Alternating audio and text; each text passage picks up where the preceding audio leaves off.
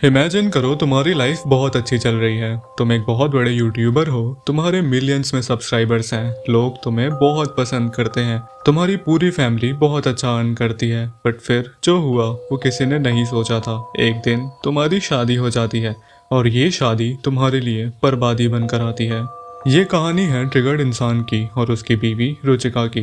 Lockdown के time पे triggered इंसान अपने करियर में बहुत अच्छा कर रहा था। कंसिस्टेंट और अच्छी क्वालिटी वीडियोस, सब कुछ अच्छा चल रहा था। ट्रिगर्ड का भाई फुकरा इंसान भी अपने लाइफ में बहुत अच्छा कर रहा था और बिग बॉस के फिनाले में भी जाके आया। लोग उसे इंडियन मिस्टर बीस्ट बोलने लगे। फिर कुछ र्यूमर्स आते हैं जिसमें ऐसा बोला जाता है कि ट्रिगर्ड इंसान की गर्लफ्रेंड रिवील, बट इसको कन्फ्रंट करते हुए ट्रिगर्ड कहता है ऐसा कुछ भी नहीं है, मेरी कोई गर्लफ्रेंड नहीं है। बट व्यूअर्स को पता चल गया था कि दाल में कुछ तो काला है। थोड़े दिनों के बाद ट्रिगर्ड की गर्लफ्रेंड भी रिवील हो जाती है। फिर कुछ दिनों के बाद शादी के चर्चे भी होने लगते हैं। बट इसी बीच कुछ ऐसा होता है जो नहीं होना चाहिए था। ट्रिगर्ड अपनी गर्लफ्रेंड का फेस रिवील कर देता है और आगे जो हुआ वो ट्रिगर्ड के लाइफ को एक नई पटरी पर ले आता है। तो ट्रिगर्ड के साथ क्या हुआ और कैसे उसकी बीवी के वजह से उसका लाइफ बदल गया, सब जानेंगे वीडियो में। मगर उससे पहले चैनल को सब्सक्राइब कर देना भाई। अब ह्यूमन साइकोलॉजी कहता है कि अगर कोई इंसान अच्छा अर्न कर रहा है, अच्छा दिखता है, अच्छी फैमिली है, तो उसकी होने वाली बीवी भी सुंदर होनी चाहिए, अमीर होनी चाहिए और वेल मैनर्ड भी होनी ही चाहिए। बट रुचिका में ये सारी चीजें व्यूअर्स को नहीं दिखी और लोग उसे पोक करने लगे और कुछ कूल बनने के लिए उसे मेंढक से भी कंपेयर करने लगे। इतना सब तो ठीक था कि कुछ लोग उसके लुक्स पर बोल रहे थे, बट फिर बहुत पहले की एक वीडियो वायरल हो जाती है जिसमें रुचिका अपने मेल फ्रेंड्स के साथ पार्टी कर रही थी और उसमें कुछ गलत शब्द भी यूज होते हैं,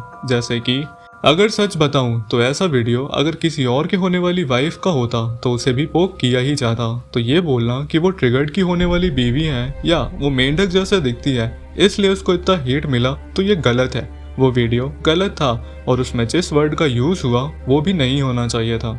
अगर पोकिंग और हेट की बात की ही जाए तो सौरव जोशी की वाइफ को भी बहुत हेट मिला उनके लुक्स और उनकी बातों के लिए। मगर सौरव की फैमिली ने अवंतिका का बहुत सपोर्ट किया और बहुत हेल्प किया इन सारी चीज़ों से बाहर आने के लिए, जो कि एक फैमिली करती है। बट ट्रिगर्ड इंसान की फैमिली ने शायद ये नहीं किया। अब मैं पहला इंसान नहीं हूँ जिसने इस टॉपिक पर वीडियो बनाया है। मेरे से पहले बहुत लोगों ने इस टॉपिक पर वीडियो बनाया ही होगा जिसमें उन्होंने कहा होगा कि ऐसे किसी को हेट मत दिया करो। बट तुमने कभी ये नोटिस किया है कि जिसको हेट मिल रहा होता है वो कभी नहीं कहता कि मुझे हेट मत करो। क्यों नहीं कहता वो कि मुझे हेट मत करो, मुझे हेट मत दो, मेरी क्या गलती है? क्यों नहीं कहता है कोई?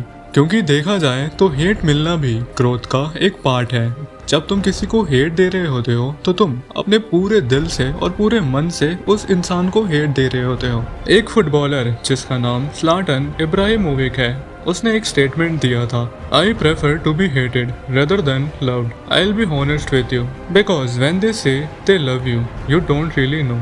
When they say they hate you, trust me, they hate you।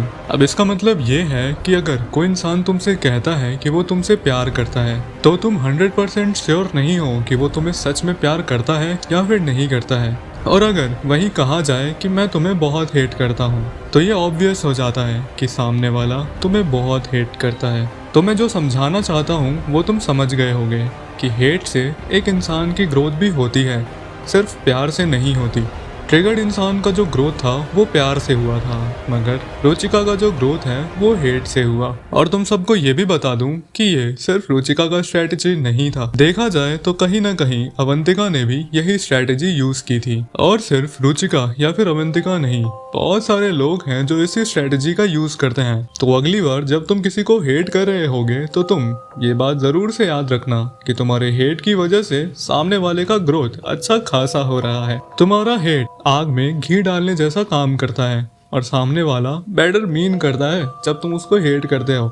As a Weaver और एज अ मैच्योर ऑडियंस हमारा ये फर्ज बनता है कि हम किसी को किसी के लुक्स पर हेट ना दें और ना ही उसकी हरकतों पर, क्योंकि अगर अगली बारी तुम्हारी आ गई या तुम्हारी वाइफ को ऐसे हेट मिलने लगे तो तुम सह नहीं पाओगे। मैंने किसी से पैसे नहीं लिए या मैंने किसी से बात करके ये वीडियो नहीं बनाया है। पड़ती हुई हेट और कंट्रोवर्सीज को देख के ऐसा लगता है कि ऑडियंस चाहे वो यूट्यूब पर हो या इंस्टा पर, वो अपना मैच्योरिटी लेवल खो रही है और इसे अभी ही समझना जरूरी है। ट्रिगर्ड ने इस हेट को प्यार में बदलने के लिए अपनी वाइफ रुचिका के साथ बहुत सारे व्लॉग्स वीडियोस भी अपलोड किए हैं, जिसमें वो और रुचिका साथ में एडवेंचर कर रहे होते हैं या फिर कोई चैलेंज कर रहे होते हैं और इससे शायद प्रभाव भी पड़ा। लोग अब रुचिका को हेट नहीं देते। पहले कुछ लोग कहते थे कि रुचिका का ड्रेसिंग सेंस बहुत खराब है। जब रुचिका ने ये सारी चीजें देखी तो वो भी बदल गई और शायद इसी वजह से आज या फिर अभी के टाइम पे रुचिका उतनी हेटेड नहीं है।